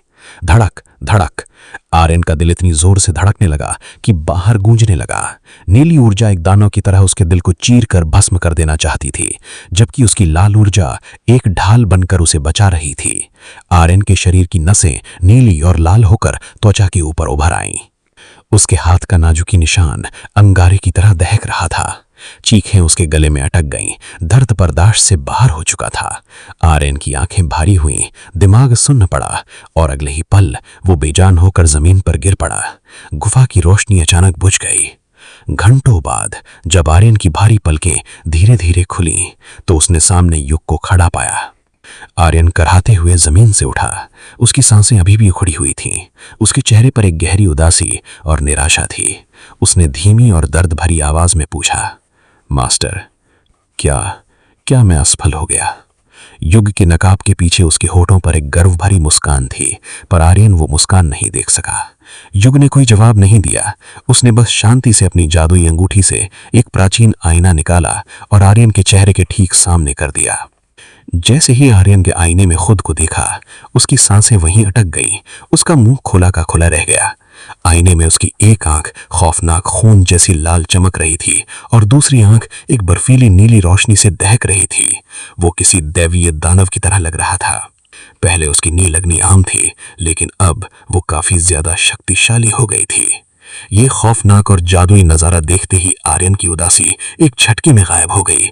खुशी से पागल होकर उसने अपनी सारी थकान भुला दी और उछलकर सीधा युग के गले लग गया। मास्टर, मैं कामयाब हो गया। मैंने नील मणि की आत्माग्नि को हासिल कर लिया। आर्यन एक बच्चे की तरह चहक रहा था। युग ने अपनी जगह पर खड़े रहकर आर्यन को थोड़ा पीछे किया। उसकी आवाज बेहद गंभीर और सर्द थी। अभी तुम्हारी ये नील आत्माग्नि पूरी तरह से बेकाबू है आर्यन। तुम्हें इसे अपने कंट्रोल में लाना होगा। लगातार अभ्यास करके इसे और बेहतर बनाना होगा। जब तक तुम इसके मास्टर नहीं बन जाते, तब तक तुम पूरी तरह कामयाब नहीं कहलाओगे। आर्यन ने एक सैनिक की तरह पूरी गंभीरता और खुशी से हाँ में सिर हिलाया। युग उसे यूं बच्चों की तरह खुश होते देख मन ही मन बुदबुदाया, पागल लड़का, तुम्हारे अंदर इतनी खौफनाक शक्तियां सो रही हैं। तुम एक मामूली सी नील अग्नि पाकर इतना खुश हो रहे हो। तुम्हें अंदाजा भी नहीं है कि तुम्हारे पास जो दैविक अग्नि है वो इस नीली आग से करोड़ों गुना ज्यादा शक्तिशाली और विनाशकारी है। अगले कई दिनों तक गुफा में तलवारों के टकराने और आग के गरजने की आवाजें गूंजती रहीं। युग ने आर्यन को तलवारबाजी की बारीकियों और नील अग्नि को नियंत्रित करने की ऐसी ट्रेनिंग दी जिसने आर्यन को पसीने और खून से नहला दिया। ट्रेनिंग पूरी होने के बाद युग ने उसे खुद से अभ्यास करने के लिए अकेला छोड़ दिया और बिना कोई शोर किए वहां से चला गया। आर्यन अपने मास्टर के जाने से उदास था, लेकिन वो जानता था कि जब भी मौत उसके सामने खड़ी होगी, उसका मास्टर उसके आगे ढाल बनकर खड़ा होगा। जहां एक तरफ आर्यन अपनी शक्तियों को निखार रहा था, वहीं मीलों दूर नीलगिरी सिटी का आसमान धुएं और आग की लपटों से काला पड़ चुका था। ये शहर जो कभी अपनी खूबसूरती और ताकत के लिए जाना जाता था, आज एक नर्क बन चुका था। अग्निशिख कबीले के विशाल और भव्य महलों के बाहर खून की नदियां बह रही थीं। बाजारों में, सड़कों पर हर तरफ लाशें बिछी थीं। तलवारों के टकराने, औरतों की चीखें और मकानों के ढहने की खौफनाक आवाजों से पूरा शहर दहल रहा था। ये कोई मामूली दंगा नहीं था। अग्निशिख कबीले पर एक अचानक और बेहद विनाशकारी युद्ध थोपा गया था। परिवार का हर छोटा बड़ा योद्धा अपनी खून की आखिरी बूंद तक अपने राज्य की रक्षा के लिए लड़ रहा था। लेकिन इस खौफनाक तबाही और अपनों के बहते खून से बेखबर आर्यन जादुई जानवरों की खूंखार घाटी में तलवारबाजी कर रहा था। उधर केंद्रीय राज्य के शाही प्रशिक्षण केंद्र में माहौल बिल्कुल अलग था। वहां आन्या का नाम का टंका बज रहा था। गुरु भैरवनाथ अपनी इस नई शिष्या के खौफनाक प्रदर्शन से बेहद प्रसन्न थे। पूरे ट्रेनिंग सेंटर में हर कोई आन्या को सम्मान और डर की नजरों से देखता था। वो एक छोटी सी लड़की थी, लेकिन अरीना में जब उतरती तो अपने से कहीं ऊंचे लेवल के योद्धाओं को पानी पिला देती। 5 तत्वों में से 2 में यानी जल और वायु में उसकी महारत उसे बाकियों से बेहद अलग और खौफनाक बनाती थी। एक शांत दोपहर में आन्या हवा में अपनी तलवारबाजी का अभ्यास कर रही थी कि तभी गुरु भैरवनाथ उसके पास आए। उनके चेहरे पर एक गहरी चिंता और कठोरता थी। आन्या, गुरु भैरवनाथ ने भारी आवाज में कहा, वो लड़का आर्यन जिसने शक्ति प्रदर्शन में पहला स्थान हासिल किया था, वो आखिर है कहाँ? उसने अभी तक इस प्रशिक्षण केंद्र में अपना एक कदम भी क्यों नहीं रखा? आन्या रुकी। उसने अपनी तलवार नीचे की, दोनों हाथ जोड़कर बेहद शालीनता और इज्जत के साथ अपने गुरु का अभिवादन किया। उसकी आवाज शांत और भरोसे से भरी थी। गुरुदेव, आर्यन ने आपसे 2 साल का समय मांगा था। मुझे पूरा यकीन है कि वो अपना वचन जरूर निभाएंगे। वो आपकी इज्जत और प्रतिष्ठा को कभी धूमिल नहीं होने देंगे। और मैं ये भी जानती हूं कि जब वो वापस लौटेंगे तो उनकी शक्ति इस दुनिया की सोच से भी परे होगी। आन्या के इस अटूट विश्वास को देखकर गुरु भैरवनाथ ने एक गहरी सांस ली, हाँ में सिर हिलाया और बिना कुछ कहे वहां से चले गए। इधर जादुई जानवरों की घाटी में सन्नाटा पसरा हुआ था, जिसे बीच बीच में खूंखार जानवरों की गुर्राहटें चीर रही थीं। आर्यन इस वक्त दूसरे दर्जे के 3 बेहद खतरनाक सांपों जैसे दिखने वाले जादुई जानवरों के बीच फंसा था। ये दानव किसी उड़ने वाले तीर की तरह हवा को चीरते हुए आर्यन पर हमला कर रहे थे। तभी एक जानवर ने पीछे से छलांग लगाकर आर्यन की गर्दन को अपने जहरीले जबड़ों में दबोचना चाहा, पर आर्यन अपनी जगह से नहीं हिला। उसकी आंखें बंद थीं। उसका दिमाग इतनी शांति में था कि वो हवा के हर कण को महसूस कर सकता था। जैसे ही वो जानवर उसके बिल्कुल पीछे आया, स्वश! आर्यन ने बिना आंखें खोले महज एक झटके में युग की दी हुई उस बर्फीली भारी तलवार को हवा में घुमाया। स्लैश! उस जानवर का सिर उसके धड़ से अलग होकर दूर जा गिरा। खून का फव्वारा फूट पड़ा। अपने साथी को तड़प कर मरता देख बाकी दोनों जानवर गुस्से से फुफकारने लगे। एक जानवर ने अपना बड़ा सा मुंह खोला और आर्यन पर एक बेहद गाढ़ा काले रंग का जहरीला धुआं छोड़ दिया। आर्यन फुर्तीला था। उसने अपनी पलकें तो बंद रखी ही थीं, तुरंत अपनी सांसें भी रोक लीं ताकि जहर उसके अंदर न जाए। धुएं से चारों तरफ अंधेरा हो गया। इसी छलावे का फायदा उठाकर दूसरा जानवर आर्यन पर मौत बनकर झपटा, लेकिन आर्यन को आंखों की जरूरत नहीं थी। उसके कान और उसकी आत्मदृष्टि आसपास के हर खतरे को भांप रही थी। जैसे ही जानवर आर्यन के सीने तक पहुंचा, आर्यन की कलाई महज 1 इंच हिली। खचाक! वो खतरनाक दानव किसी खीरे की तरह बीच से कटकर 2 टुकड़ों में जमीन पर गिर गया। अब बचा सिर्फ वो एक जानवर जो धुआं उगल रहा था। अपने दोनों साथियों की इस खौफनाक मौत को देखकर उसके रोंगटे खड़े हो गए। उसे समझ आ गया कि ये इंसान नहीं, मौत है। वो धुएं का फायदा उठाकर पूंछ दबाकर भागने लगा। वो बार बार मुड़कर पीछे देख रहा था कि कहीं वो खौफनाक लड़का उसका पीछा तो नहीं कर रहा। पीछे कोई नहीं था। आर्यन अभी भी धुएं के बीच खड़ा दिख रहा था। जानवर ने राहत की सांस ली और आगे देखा, लेकिन अगले ही सेकंड उसकी आंखें खौफ से फटी की फटी रह गईं। आर्यन ठीक उसके सामने खड़ा था। उसकी तलवार पर अभी भी खून टपक रहा था। इससे पहले कि वो जानवर चीख पाता, आर्यन का हाथ हवा में गायब सा हो गया। सूश सूश सूश। तलवार सैकड़ों बार इतनी भयानक रफ्तार से हिली कि हवा में सिर्फ चिंगारियां दिखी। वो जानवर कुछ सेकंड तक अपनी जगह पर खड़ा रहा और फिर अचानक उसका पूरा शरीर छोटे छोटे कीमे के टुकड़ों में कटकर जमीन पर बिखर गया। थोड़ी दूर एक घने पेड़ के पीछे छुपा एक लड़का अपनी सांसें रोककर ये पूरा खौफनाक नजारा देख रहा था। उसका मुंह खुला हुआ था और पसीने से वो भीग चुका था। असंभव, उसने मन ही मन सोचा। जिस खूंखार दानव से मैं आंखें खोलकर भी न लड़ पाऊं, ये लड़का आंखें बंद करके तीन तीन को काट रहा है। और सबसे डरावने वाली बात यह है कि इस लड़के की आत्मशक्ति मेरे ही बराबर है। फिर ये इतना खौफनाक कैसे हो सकता है? लड़ाई खत्म होने के बाद आर्यन अपनी तलवार मायान में रखकर उन मरे हुए जानवरों के शरीर से बेशकीमती आत्ममणि निकालने लगा। उसे ये मणियां रक्त बीज मार्केट में बेचनी थी। अचानक आर्यन बिना मुड़े एक सर्द और खौफनाक आवाज में बोला, शायद तुम्हें पता नहीं है, छुप कर देखना जासूसी कहलाता है और जासूसी करने वालों की मैं जान नहीं बख्शता। अगर जिंदा रहना चाहते हो तो बाहर आ जाओ। ये सुनते ही पेड़ के पीछे छुपे उस लड़के के पैरों तले जमीन खिसक गई। वो कांपते पैरों से बाहर आया। उसने अपनी घबराहट छुपाते हुए एक झूठी सी मुस्कान चेहरे पर चिपका ली और अपने दोनों हाथ हवा में उठाते हुए कहा, अरे अरे भाई, मैं तो बस यहां से गुजर रहा था। मैं कोई जासूस नहीं हूं यार। मैं तो बस आपकी खौफनाक तलवारबाजी देखकर रुक गया था। मेरा कोई बुरा इरादा नहीं है भाई। शांत हो जाओ प्लीज। आर्यन ने कोई प्रतिक्रिया नहीं दी। वो खामोशी से अपने काम में लगा रहा और उसने जानवरों की खोपड़ी फाड़कर 3 नीली मणियां निकाल ली। मणियों को देखते ही उस अनजान लड़के की आंखों में चमक आ गई। उसने हिम्मत जुटाकर कहा, भाई आपके पास ये 3 एक जैसी मणि हैं। तीनों तो आपके किसी काम की नहीं। क्या आप इनमें से एक मुझे बेचना चाहोगे? ये सुनकर आर्यन मुड़ा और उसके होंठों पर एक बेहद शैतानी और व्यापारी जैसी मुस्कान आ गई। मैं ये तीनों मणि रक्त बीज मार्केट में बेचने वाला हूं। अगर तुम मुझे अच्छी कीमत दे सकते हो तो एक क्या तीनों ले लो।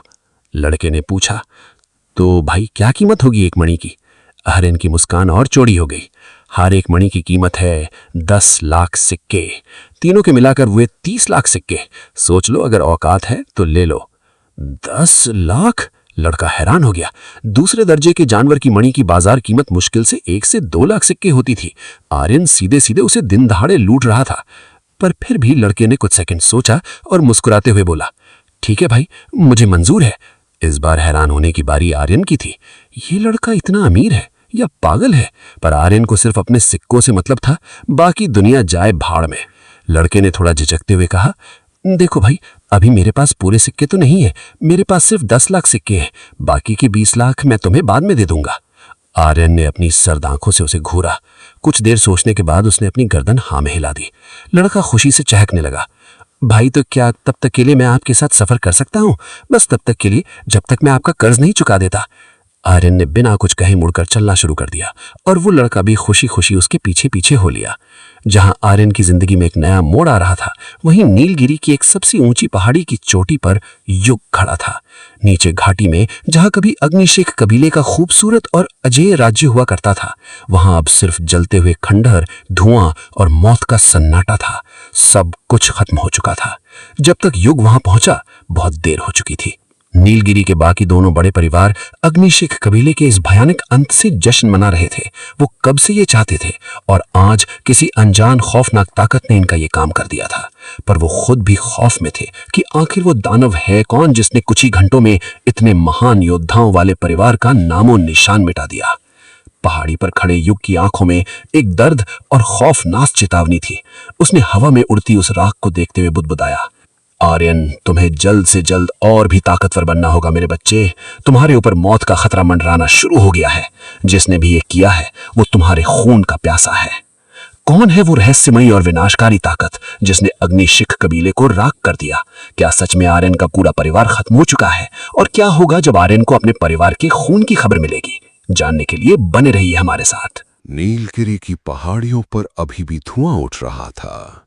जहां कभी अजय मौर्य परिवार का भव्य साम्राज्य हुआ करता था, वहां अब सिर्फ राख और खून की बदबू बची थी। नीलगिरी के बाकी दोनों बड़े परिवार इस खौफनाक तबाही का जश्न मना रहे थे। उनके महलों में शराब के प्याले छलक रहे थे और ठहाके गूंज रहे थे। वो सालों से मौर्य परिवार का नामो निशान मिटाना चाहते थे और आज किसी अनजानी खौफनाक ताकत ने उनका ये काम कर दिया था। लेकिन इन ठहाकों के पीछे एक अनजाना खौफ भी छिपा था। वो सब अंदर ही अंदर कांप रहे थे। आखिर वो दानव है कौन जिसने कुछ ही घंटों में एक से बढ़कर एक महान योद्धाओं वाले मौर्य परिवार को गाजर मूली की तरह काट डाला। इन सबसे दूर एक ऊंची और वीरान चट्टान पर हवा को चीरते हुए युग खड़ा था। उसका लिबादा तेज हवा में लहरा रहा था। युग की आत्मदृष्टि इस नीलगिरी की तबाही को देख रही थी। उसके चेहरे पर एक गहरी सर्द चिंता छा गई। उसने हवा में ही फुसफुसाते हुए कहा, आर्यन, तुम्हें जल्द से जल्द और भी ताकतवर होना होगा मेरे बच्चे। तुम्हारे ऊपर मौत का खतरा मंडराना शुरू हो गया है। मीलों दूर एक शांत जंगल में माहौल बिल्कुल शांत नहीं था। धड़क धड़क आर्यन जमीन पर तपस्या की मुद्रा में बैठा हुआ था। उसका शरीर पसीने से भीग चुका था और उसकी नसें तनकर नीली पड़ गई थीं। वो अपनी नई और खौफनाक नील आत्म अग्नि को काबू करने की जी तोड़ कोशिश कर रहा था, लेकिन वो नीली आग किसी जंगली जानवर की तरह फड़क रही थी। उसकी नसों को अंदर से जला रही थी। आर्यन ने गुस्से से आंखें खोलीं। उसकी एक आंख में वही नीली चमक थी। हार मानकर वो झटके से उठा, अपनी बर्फीली भारी तलवार उठाई और पागलों की तरह हवा में वार करने लगा। सूश सूश तलवार के हर वार से हवा कट रही थी और पेड़ों के पत्ते झड़ रहे थे। तभी कुछ ही दूरी पर खड़ा कबीर मदान, वही लड़का जिसने आर्यन से मणियों का सौदा किया था, डरते डरते आर्यन के करीब आया। उसने गला साफ करते हुए गंभीरता से कहा, भाई, अगर आपको बुरा ना लगे तो मेरे पास आपके लिए एक सुझाव है। आर्यन ने अपनी खौफनाक आंखों से कबीर मदान को घूरा। उसकी वो डेथ ग्लेयर देखकर कबीर मदान 2 कदम पीछे खिसक गया और अपने चेहरे पर एक झूठी नर्वस सी हंसी चिपकाते हुए बोला, अरे भाई, गुस्सा मत करो। मेरे पास एक ऐसा तरीका है जिससे इस बेकाबू आत्मा अग्नि को काबू में किया जा सकता है। हाँ, मुझे पक्का नहीं पता कि ये नील अग्नि पर काम करेगा या नहीं, पर तरीका एकदम सॉलिड है। आर्यन ने अपनी भारी तलवार को जमीन में गाड़ दिया और उस पर हाथ रखकर बोला, अच्छा, ऐसा क्या है जिससे इस आग को काबू किया जा सकता है? सुन, अगर तू सच बोल रहा है और तेरा तरीका काम कर गया तो तेरे 20 लाख सिक्के माफ। 20 लाख सिक्के माफ। ये सुनते ही कबीर मदान की आंखें लालच से चमक उठीं। वो खुशी से चहकते हुए बोला, सच्ची भाई, पर वो जहां है ना, वहां थोड़ा सा खतरा है। आर्यन की थ्योरियां चढ़ गईं। उसकी सर्द निगाहें कबीर मदान के आर पार होने लगीं। आर्यन की उस खौफनाक नजर को देखकर कबीर मदान ने घबराते हुए अपना हाथ सिर के पीछे रखा और हकलाते हुए बोला, अच्छा ठीक है, थोड़ा नहीं, बहुत भयानक खतरा है। आर्यन ने गंभीरता से पूछा, बताओ वो कौन सा तरीका है, हमें कहाँ जाना होगा और वहां क्या खतरा है? कबीर मदान ने अपनी आवाज धीमी की, जैसे कोई खौफनाक राज बता रहा हो। भूत घाटी, हमें वहां जाना होगा। वहां के ब्रह्म पिशाचों के एक रहस्यमयी तालाब के पानी में अगर आप 24 घंटे तक तपस्या कर लें तो अपनी सारी आत्मशक्तियों को पूरी तरह नियंत्रित कर पाएंगे। खून और खौफ का द्वीप भूत घाटी एक ऐसा श्रापित द्वीप था जो लक्षद्वीप के शासन से बिल्कुल आजाद था। वहां कोई नियम, कोई कानून नहीं चलता था। उस खौफनाक घाटी में 2 तरह की खूंखार प्रजातियां राज करती थीं। पहली, ब्रह्म पिशाच। ये बेहद शक्तिशाली थे। इनकी महारानी इतनी खौफनाक और अजेय हो चुकी थी कि खुद उनके महान ऋषियों ने उसे एक मूर्ति में कैद कर दिया था, क्योंकि वो दुनिया के लिए खतरा बन गई थी। ये पिशाच खून तो पीते थे, पर इंसानों को मारते नहीं थे। ये सिक्कों या सौदे के बदले खून लेते थे। दूसरी प्रजाति रक्त पिशाच, ये दुनिया के सबसे बड़े दानव थे। ये जिंदा रहने के लिए इंसानों को बेरहमी से मारते और उनका खून पीते थे। ये इंसानों की आत्माओं को खाकर शक्तिशाली बनते थे और जिसका खून ये पी लेते उसका अस्तित्व इस दुनिया से हमेशा के लिए मिट जाता। ये ब्रह्म पिशाचों से भी नफरत करते थे क्योंकि उनका मानना था कि ब्रह्म पिशाचों का खून अशुद्ध है। आर्यन ने ये पूरी कहानी शांति से सुनी। उसकी आंखों में कोई डर नहीं था। उसने अपनी तलवार मयान में रखी और एक सपाट आवाज में बोला, ठीक है, हम दोनों वहां जाएंगे। हम दोनों। कबीर मदान के पैरों तले जमीन खिसक गई। उसके चेहरे का रंग उड़ गया। वो लगभग रोने वाली आवाज में चीखा, नहीं भाई, मुझे नहीं जाना। मेरी तो अभी शादी भी नहीं हुई है यार। मैंने आज तक किसी लड़की का हाथ तक नहीं छुआ। मुझ पर इतना बड़ा जुल्म मत करो भाई। मैं वहां गया तो मेरी लाश भी वापस नहीं आएगी। आर्यन ने उसकी ये ओवर एक्टिंग देखकर बेबसी से सिर हिला दिया। उसने एक हल्की सी मुस्कान के साथ कहा, अब क्यों डर रहे हो? यह सुझाव तो तुम्हारा ही था ना। क्या तुम्हें अपने 20 लाख सिक्के माफ नहीं करवाने? कबीर मदान ने अपना सिर झुका लिया और मन ही मन खुद को कोसने लगा।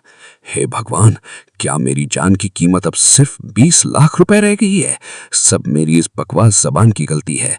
दादाजी सही कहते थे कि कम बुलाकर। अगर मैं वहां कुमारा मर गया ना तो भूत बनकर इस इंसान को सबसे पहले डराऊंगा।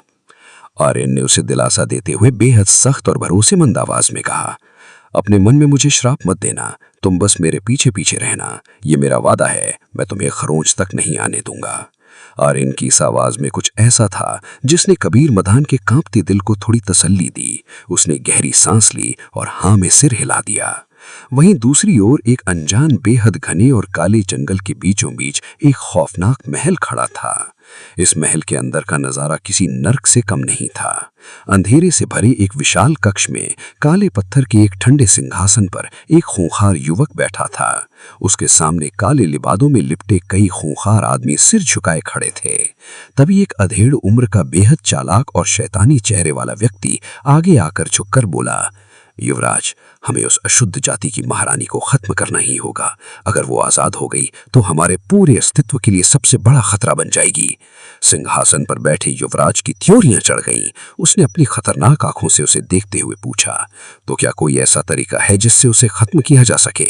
उस अधेड़ व्यक्ति के चेहरे पर एक बेहद कुटिल जहरीली मुस्कान आ गई। जी युवराज, पर उसे मारने के लिए पहले हमें उसे आजाद करना होगा। क्या बकवास है ये? युवराज गुस्से से अपनी जगह से खड़ा हो गया। उसकी आवाज महल की दीवारों से टकराकर गूंज उठी। तुम्हारा दिमाग खराब हो गया है? अगर हम उसे आजाद करने गए तो वो हम सबको जिंदा चबा जाएगी।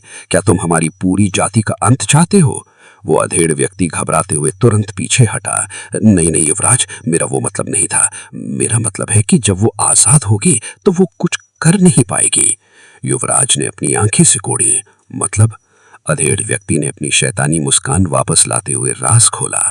जब महान ऋषियों ने उसे कैद किया था तो एक भविष्यवाणी की थी, जब कोई नील आत्मग्नि वाला इंसान अपने रक्त की एक बूंद उस पर डालेगा तभी वो आजाद होगी। लेकिन आजाद होते ही उसे अपनी शक्तियां वापस पाने के लिए उसी नीली अग्नि वाले इंसान के बहुत सारे खून की जरूरत होगी। इसका मतलब जब वो उस मूर्ति से बाहर आएगी तो वो एक मामूली इंसान से भी ज्यादा कमजोर होगी और उसी पल हम उसे मार देंगे। ये सुनते ही महल में खौफनाक सन्नाटा छा गया। युवराज के चेहरे पर एक विकृत मुस्कान फैलने लगी। फिर वो जोर जोर से हंसने लगा। उसकी वो दानवी हंसी पूरे काले महल में गूंज उठी। उन्हें अंदाजा भी नहीं था कि वो नील अग्नि वाला इंसान आर्यन उसी दुनिया में कदम रखने वाला था। लक्षद्वीप का एक कोहरे से ढका बंदरगाह, समंदर की लहरें खौफनाक आवाज के साथ किनारों से टकरा रही थीं। ये वो मनहूस जगह थी जहां से मौत के द्वीप भूत घाटी का रास्ता जाता था। आर्यन और कबीर मदान एक पुरानी सड़ी हुई सी नाव के पास पहुंचे। नाव का चालक एक खुरदरे चेहरे वाला गंभीर आदमी था। कबीर मदान ने अपना स्वैग दिखाते हुए पूछा, ए भैया, भूत घाटी चलोगे क्या? नाव चालक और आर्यन दोनों ने उसे अजीब नजरों से घूरा। अपनी बेइज्जती महसूस करते हुए कबीर मदान ने अपने सिर के पीछे हाथ रखकर हंसते हुए कहा, अरे भाई क्या हुआ, मैंने कुछ गलत बोल दिया क्या? आर्यन ने उसे इग्नोर किया और नाव वाले से अपनी भारी आवाज में पूछा, क्या हमें भूत घाटी ले चलेंगे और वहां जाने की कीमत क्या होगी? नाव चालक ने अपनी आंखें सिकोड़कर आर्यन को ऊपर से नीचे तक देखा। दिखने में तो अभी बहुत जवान लग रहे हो नौजवान। इतनी जल्दी मरने क्यों जाना चाहते हो? क्या तुम्हें नहीं पता कि वो जगह कितनी खौफनाक है? कबीर मुदान फिर बीच में कूद पड़ा। अरे ओ चचा, आपसे जो पूछा है वो बताइए ना। आप हमारी चिंता मत कीजिए, हम अपना ध्यान रखना जानते हैं। शायद आप मुझे नहीं जानते, बहुत खतरनाक योद्धा हूं मैं। नाव चालक ने एक रूखी सी हंसी हंसी और अपने कंधे उचकाते हुए बोला, मुझे क्या, मेरा काम था चेतावनी देना, सो मैंने दे दी। अब बात रही कीमत की, तो भूत घाटी के पिशाच अपनी सरहद में घुसने का टैक्स लेते हैं, 2 बोतल ताजा खून या 50 लाख सिक्के। और रही मेरी बात, तो मेरा वहां ले जाने का किराया 10,000 सिक्के है। 10,000 सिक्के? कबीर मुदान की आंखें फटी रह गईं। ये भूत घाटी वाले तो बड़े लुटेरे निकले। वो तो चलो ठीक है, खून तो हमारे पास बहुत है, पर आपका क्या चचा? आप हमें नाव में लेकर जा रहे हैं या किसी प्राइवेट हवाई जहाज में? 10,000 बहुत ज्यादा है, थोड़ा सोच समझ कर रेट लगाओ। नाव चालक को गुस्सा आ गया। देखो लड़ते, अगर चलना है तो चुपचाप बैठो, वरना अपना रास्ता नापो। वैसे भी वहां जाना मौत के मुंह में जाने जैसा है। अगर तुम्हारी जान की कीमत 10,000 भी नहीं है तो भाड़ में जाओ। आर्यन ने कबीर मदान को एक ऐसी डेथ ग्लेयर दी कि उसकी बोलती बंद हो गई।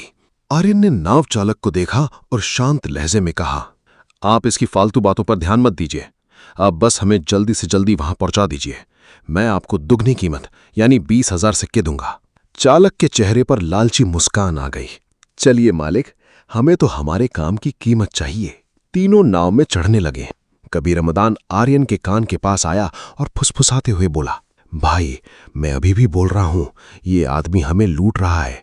अगर हम थोड़ा और मोल भाव करते तो ये आधी कीमत में मान जाता। आर्यन रुका। उसने अपनी गर्दन टेढ़ी की और अपनी लाल और नीली चमकती हुई आंखों से कबीर मदान को घूरा। आर्यन की उस खौफनाक नजर से कबीर मदान की रूह कांप गई। वो तुरंत सीधा खड़ा हो गया। अपना बचाव करते हुए कबीर मदान तुरंत पलटा और नाव वाले की तरफ देखते हुए चीखा, कौन दुष्ट बोल रहा है कि वो बेचारे चचा ज्यादा कीमत मांग रहे हैं? अरे उन बेचारों का भी तो परिवार होगा, उनको भी तो भूख लगती होगी। बिल्कुल सही किया आपने भाई, मैं तो कहता हूं 20 नहीं, इनको 30,000 सिक्के दे देते हैं। कबीर मदान बकवास करता हुआ चुपचाप नाव के कोने में जाकर बैठ गया। कुछ घंटों के डरावने सफर के बाद उनकी नाव समंदर की लहरों को चीरती हुई भूत घाटी के काले बंदरगाह पर आ लगी। वहां कदम रखते ही आर्यन को एक अजीब सी घुटन महसूस हुई। वो जगह अपने नाम से भी ज्यादा खौफनाक थी। जमीन की मिट्टी काली थी। वहां के पेड़ बेहद विशाल थे, पर उन पर कोई पत्ते नहीं थे।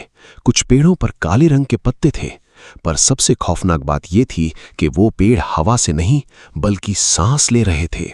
वो जीवित थे। कबीर मदान ने आर्यन के कान के बिल्कुल पास आकर कांपती हुई आवाज में फुसफुसाया, भाई हमें यहाँ के जानवरों से तो बचना ही है, पर यहाँ के इन पेड़ों से सबसे ज्यादा बच के रहना। मैंने सुना है कि भूत घाटी के ये पेड़ जीवित होते हैं और इन्हें इंसानों का खून पीना बहुत पसंद है। आर्यन ने अपनी आंखें बंद की और अपनी सिक्स्थ सेंस का इस्तेमाल किया। उसे उन अजीबोगरीब पेड़ों से एक बेहद खौफनाक और जानलेवा आभा महसूस हो रही थी। तभी गहरी धुंध को चीरते हुए उनके सामने 4 आकृतियां प्रकट हुईं। उन्होंने खून के रंग के लाल और सुनहरे कोट पहन रखे थे, जो उनके सिर से लेकर पैरों तक ढके हुए थे। उनके चेहरों पर खौफनाक टोपियां थीं, जिससे उनकी आंखें बिल्कुल नहीं दिख रही थीं। ये ब्रह्म पिशाच थे।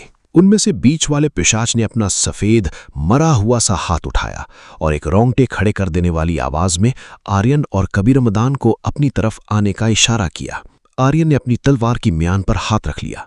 जैसे ही उसने उन पिशाचों की तरफ अपना पहला कदम बढ़ाया, उसके दिल की धड़कन तेज हो गई। एक बहुत बड़ा अनदेखा खतरा चीख चीख कर आर्यन को चेतावनी दे रहा था। कौन सा खौफनाक खेल इंतजार कर रहा है आर्यन और कबीर मदान का इस श्रापित द्वीप पर? क्या आर्यन अपनी नीली अग्नि पर काबू पा सकेगा, या वो भी बन जाएगा इन खून प्यासे पेड़ों की खुराक? जानने के लिए बने रहिए हमारे साथ।